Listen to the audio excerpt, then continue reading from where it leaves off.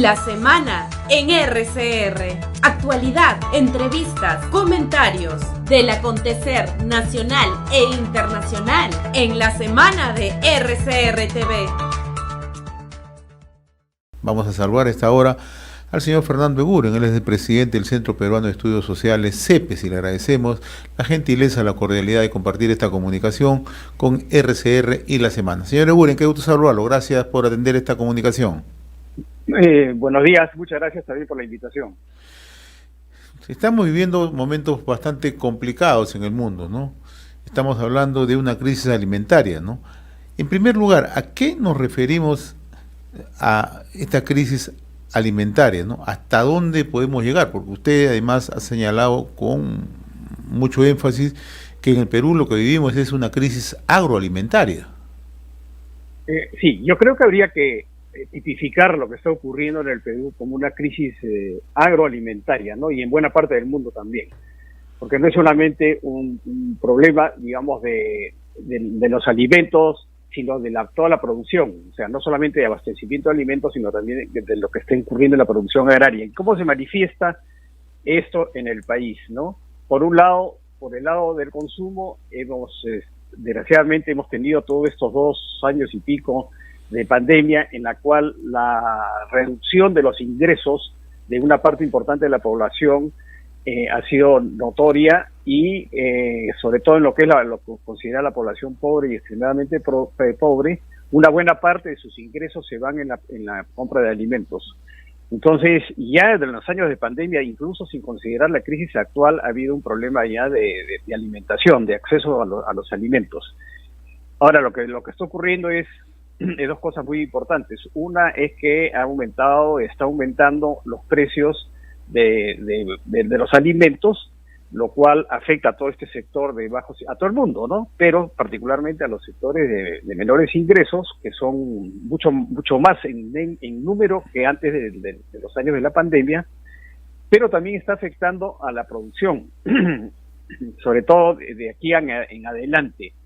Y esta afectación a la producción, como ya es de dominio público, se debe en muy buena medida a la escasez y el encarecimiento de los fertilizantes químicos y particularmente de la urea, ¿no?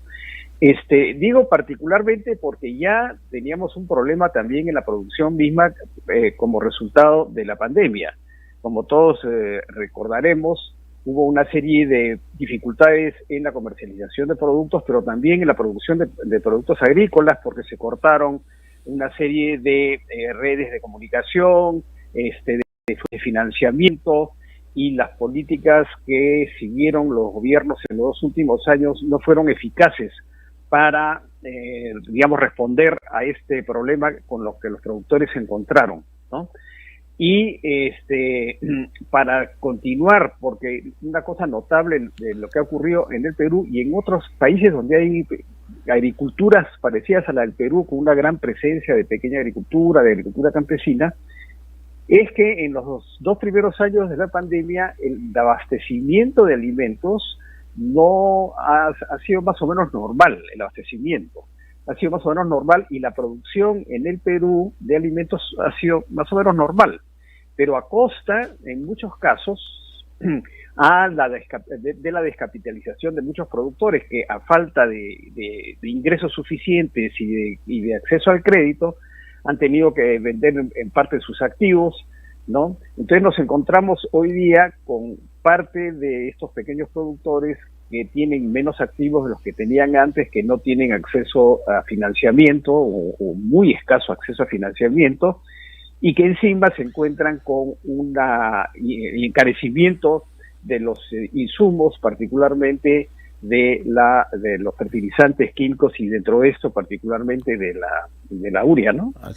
Ahora, doctor, sabemos que el problema es de carácter global, ¿no? Obedece a factores externos, ¿no? La guerra, la demanda, control de precios, pandemia, transporte de mercancías, ¿no?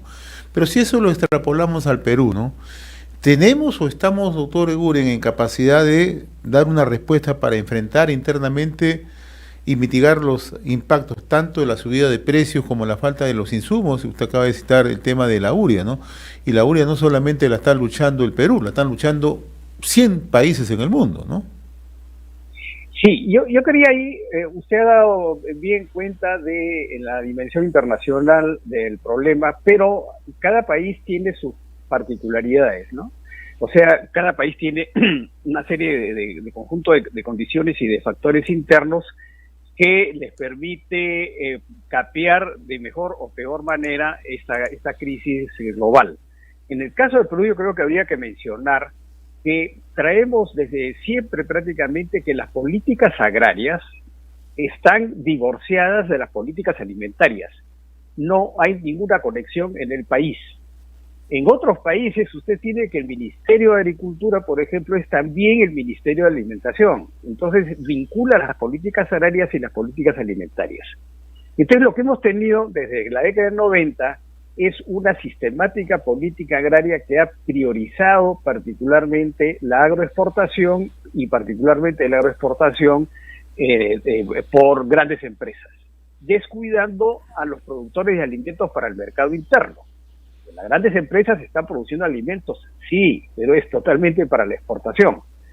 Y entonces las políticas agrarias han sido sumamente avaras para apoyar a los productores internos de alimentos. Entonces nos agarra a nosotros en un momento en que efectivamente esa desconexión se está notando ahora muy claramente. También uno de los factores internos es que los gobiernos regionales y los gobiernos subregionales, que son los que están más cercanos a los espacios rurales y cuyas economías dependen muchísimo de la agricultura y actividades conexas, tienen una actitud muy pasiva respecto del desarrollo agrario y rural. Entonces son muy pocos los gobiernos regionales y subregionales los que efectivamente utilizan sus recursos en una perspectiva de desarrollo. Entonces es muy difícil para un gobierno central en una actividad como la agraria, que es de las más descentralizadas existente, ¿no? Porque está distribuida en todo el norte, en el sur, en el este, en el oeste. Es muy difícil que un gobierno, desde Lima, digamos, tenga la capacidad de activar y que se concreten las medidas que tienen que expresarse descentralizadamente, porque justamente esta conexión con los gobiernos regionales y subregionales es muy débil, ¿no? Y otra cosa que también hay que tomar en consideración, que es una particularidad acá, es la debilidad institucional que siempre ha tenido el Ministerio de Agricultura. El Ministerio de Agricultura, a pesar de la tremenda importancia que tiene el agro en el Perú desde el punto de vista social, ambiental, económico, etcétera, a pesar de eso, el Ministerio de Agricultura es uno de los ministerios menores, es de los que menos pesa tiene en el conjunto del Estado peruano, y por lo tanto también sus recursos son bastante escasos, ¿no? Entonces hay temas que son prácticamente estructurales al cual hay que agregar lo que ya mencioné, que es la pandemia. Entonces hay casos, hay problemas estructurales que tienen que ser corregidos, ¿no? Ahora, los problemas estructurales, por supuesto, no se corrigen de un día al otro. Son producto de decisiones que se van desplegando, decisiones con muy fuerte apoyo político que se van desplegando a través de los años y a través de los gobiernos. Acá, como usted sabe, no solamente entre un gobierno y otro gobierno hay poca continuidad, sino entre un ministro y otro ministro hay poca continuidad, ¿no? Así es. Entonces hoy día, cuando usted pregunta cuál es la capacidad que tiene el país para responder a esta situación crítica, yo pondría en primer lugar los encargados de enfrentar este problema directamente, en primer lugar, porque no es el único, es el Ministerio de Agricultura, y el Ministerio de Agricultura ha sido prácticamente desmantelado en este gobierno. Y es público y notorio la poca capacidad que tiene, por ejemplo, el encargado de la cartera de Agricultura, una persona que no tiene ninguna experiencia, pero ya también se han desmantelado buena parte de los funcionarios durante este gobierno, de funcionarios de carrera, que tienen el know-how, que conocen cómo funcionan las cosas, etcétera, ¿no? Entonces tenemos un problema institucional ahí muy grave que se agregan las dificultades las dificultades específicas de esta crisis, que es, por ejemplo, cómo negociamos la compra de la urea, digamos la urea faltante, ¿no? Y bueno, ya sabemos que por el monto entregado, que son 342 millones de soles, va a alcanzar, digamos, para una tercera parte de la demanda, más o menos, nada más, una tercera parte de la demanda, ¿no? Bueno, pero primero hay que comprarla. Este ministro nuevo ha hecho declaraciones como que se está formando una comisión para recién resolver, comprarla, a quién se le compra, etcétera, ¿no? Y una cantidad así, el Ministerio de Agricultura pues no tiene experiencia para movilizar recursos, volúmenes tan grandes en el caso de que efectivamente lleguen estas, ¿cuántas? No sé, serán pues 100.000, 120.000 toneladas, depende del precio del momento, en qué condiciones se logren adquirir. Entonces ya hay un problema de logística muy grande cuando llegue estos fertilizantes, ¿no? De distribución, no solamente de logística de distribución, sino de criterios para ver, bueno, a quién se distribuye, cómo se distribuye, a qué cultivos. Yo creo que normalmente en una crisis alimentaria como la que vivimos ahora, los cultivos que deberían ser favorecidos son aquellos que más importantes para la canasta de alimentos y particularmente para la canasta de alimentos, los sectores de menos ingresos, ¿no es cierto? Es ahí donde debería ir, ¿no? Pero también, doctor Eguren, vamos a tener problemas en la importación de alimentos, ¿no? Por ejemplo, el trigo, ¿no? Que es el principal insumo para el pan, para los fideos, o el maíz, ¿no? O los productos lácteos, ¿no? O sea, ahí tenemos otro problema, ¿no? Claro, miren, nosotros acabamos de terminar una investigación del CEPES, acabamos de terminar, y una de las conclusiones, bueno, hay dos conclusiones muy importantes, porque no se han hecho estudios detenidos como el que hemos realizado, en realidad nuestra investigación es pionera, y luego voy a tratar de enviarle a usted los resultados de la investigación. Pero quiero resaltar ahí dos cosas. Una es que la dependencia de nuestra seguridad alimentaria de las importaciones ha ido creciendo en el tiempo. Es decir, cada vez somos más dependientes de las importaciones, ¿no? Y la otra de las conclusiones muy importantes es que la participación de la agricultura familiar en el abastecimiento de alimentos en el Perú es también creciente a través del tiempo. O sea, cada vez es más importante la producción de la agricultura familiar para la seguridad alimentaria. Respecto a lo que usted plantea de las importaciones, en efecto, digamos, casi toda prácticamente el trigo que se utiliza para la industria harinera, de donde se deriva el pan, los fideos, etcétera, que tienen un papel importantísimo en la dieta, precisamente de los sectores de ingresos bajos, bueno, todo es importado, ¿no es cierto? Y efectivamente hay un problema muy grave en el mercado mundial de los granos, de trigo en particular, que está, tremendamente agravado por la invasión de Rusia hacia Ucrania, que como sabemos son muy importantes exportadores de granos y de fertilizantes. Entonces esto ha contribuido a agravar el problema que ya se estaba presentando desde agosto del año pasado de encarecimiento de insumos y también de los productos, ¿no? Y también el caso del maíz amarillo duro que usted ha mencionado. ¿Por qué? Porque el maíz amarillo duro es el principal insumo de la industria avícola. Y resulta que algunos piensan que quizá el pescado es la principal fuente de proteínas animales en el Perú por nuestra riqueza ictiológica, pero no es así. El pollo es el principal abastecedor de proteínas animales del país.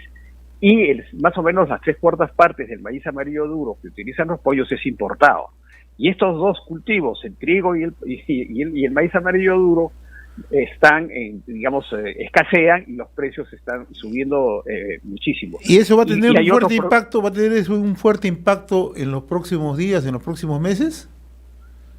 Claro, porque mire, o sea, esto no es un asunto que acabe en 1, 2, 3 meses, no. A ver, un muy reciente estudio del Banco Mundial hace las proyecciones para cómo van a evolucionar los precios, tanto de los insumos como los fertilizantes, pero también de los alimentos en el próximo año. Entonces, las proyecciones que hace el Banco Mundial son proyecciones, no sabemos qué va a pasar, pero digamos, sobre todo lo que está pasando se hace una proyección del futuro. es que van a moderarse los precios con relación a los niveles actuales, pero van a ser de todas maneras bastante más altos que los precios de hace 1, 2 o 3 años. Entonces, si es que, esta crisis comienza a reducirse, digamos, en el segundo semestre, de todas maneras vamos a tener un año 2023 problemático. Y si esto se sigue acompañando con una política económica en el Perú que no está favoreciendo el crecimiento y por lo tanto no está favoreciendo la creación de empleos, entonces vamos a seguir con alimentos altos y una población que tiene ingresos muy bajos. ¿De dónde se derivan ciertas necesidades indispensables, no? Una es, hay iniciativas desde años, todos lo sabemos, sobre todo en las zonas urbanas de la sociedad civil, para responder espontáneamente con comedores populares y ollas comunes que resurgen en situaciones críticas. Bueno, es decir, un gobierno con un poco de sentido común lo que debería estar haciendo es dar todo de sí para apoyar estas iniciativas, porque estos comedores y estas ollas están precisamente en las zonas de extrema pobreza. Y entonces una manera en la que el Estado debería, aprovechar y fomentar las iniciativas que la propia sociedad está tomando para poder alimentarse, debería apoyarse pero con toda la decisión y vincularlo además, ¿no? Y esto es un poco más difícil, pero debería hacerlo, vincularlo además con productores, o sea, favorecer la agricultura familiar comprando productos y vinculándonos a estas iniciativas urbanas de ollas comunes y comedores populares. Esa es una de las cosas que se pueden que se pueden hacer. Luego hay asuntos muy delicados. No hay, hasta donde nosotros sabemos, no hay una suerte de comando de urgencia para responder a esta crisis agroalimentaria, porque el tema agroalimentario es un tema absolutamente intersectorial, no es un tema solamente del Ministerio de Agricultura. Y entonces, si bien cuando se dio la ley de la segunda reforma agraria se contempló la constitución de espacios intersectoriales, incluso con participación de la sociedad civil, esto no se ha implementado. Ninguno de los ministros de este gobierno ha implementado estas decisiones. Entonces no sabemos en realidad quién está liderando esta estrategia de lucha por superar esta situación tan complicada. Que es bastante compleja, doctor, ¿no? Porque mire, esta semana, o sea, distintos organismos internacionales han alertado, ¿no?, esta crisis alimentaria para los próximos meses, ¿no? Pero hemos tenido una respuesta también en la semana del propio presidente del Consejo de Ministros, desestimando, minimizando, ¿no?, estas alertas que se han lanzado. Ha dicho que en el Perú no va a haber escasez de alimentos, no va a haber hambruna, lo ha dicho en esos términos, ¿no? Pero no mira el tema de fondo, no tenemos ninguna política como para poder apuntar a soluciones, ¿no? Sí, mire, ahí hay una cosa que a uno extraña, porque cualquiera, usted, a mí, cualquiera de las personas que nos están escuchando, pensaría que, el gobierno, que en este momento probablemente debería ser la principal preocupación del gobierno, pero da la sensación que no está tomando conciencia de eso. O sea, no está tomando conciencia de la gravedad de la situación. Y además está diciendo cosas que no son ciertas. Por ejemplo, el penúltimo ministro, Sea, ¿qué cosa afirmaba? Bueno, vamos a aumentar en 4 veces la producción de guano de islas, ¿no? Porque más o menos por año se utilizan unas 25.000 toneladas, y él dijo incluso le puso precio, 102.000 toneladas. Aunque sean 102.000 toneladas es muy poquito, bueno, pero en fin, ya, 4 veces lo que es. Pero ¿qué resulta? Que ese monto de 25.000 toneladas, que es lo que se explota anualmente, obedece a una planificación para que el recurso sea sostenible, ¿no es cierto? Entonces, para que sea sostenible, sobre un stock total de 100 y pico mil toneladas, solo se puede explotar la 1/4 parte cada año, nada más, porque si no se depreda y se queda los años siguientes sin poder utilizar ni 1 kilo de guano de islas. Entonces, simplemente ahí, por eso se explota 45.000 toneladas, no es un capricho. Entonces, alguien que diga que se va a explotar los 100.000 toneladas y el próximo año no habría un solo kilo porque se habría agotado todo el stock de guanodilas, o no conoce el tema, o la verdad es de una frivolidad y una ignorancia que hace más inexplicable aún que hacen en el Ministerio de Agricultura estas personas, ¿no es cierto?, que no tienen la menor idea. Entonces, ahí hay una primera barrera que es muy grave, que es esta, digamos, tomando las declaraciones del primer ministro, de que no solamente el primer ministro, porque he escuchado a otras voces que dicen, no, el Perú es muy variado, en alimentos, hay mucha biodiversidad, no va a haber problemas, etcétera. Francamente me parece que son, digamos, son buenos deseos con muy poca fundamentación, y que lo diga un gobierno me parece que es muy preocupante porque significa que no está tomando pues las medidas urgentes, ¿no? Muy bien, doctor Fernando Eguren. Sí, no sé si tengo, un minutito. ¿Cómo no? Con el mayor gusto, sí. Porque fíjese, hay que aprender algunas lecciones que nos deja la actual crisis. Una, ¿no es cierto?, es que hay que vincular las políticas agrarias a las políticas alimentarias.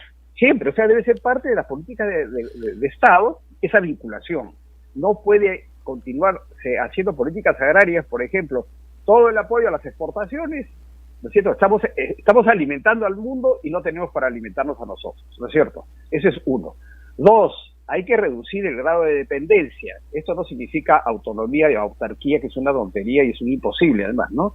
Pero hay que reducir el grado de dependencia, no solamente de la producción, sino también de los insumos para la producción, ¿no? En tercer lugar, es indispensable, y esto ya lo recomienda la FAO y otros organismos internacionales, que debe derivarse hasta hacer una agricultura más sostenible, más orgánica y menos dependiente de insumos químicos que tienen una serie de impactos ambientales negativos, ¿no?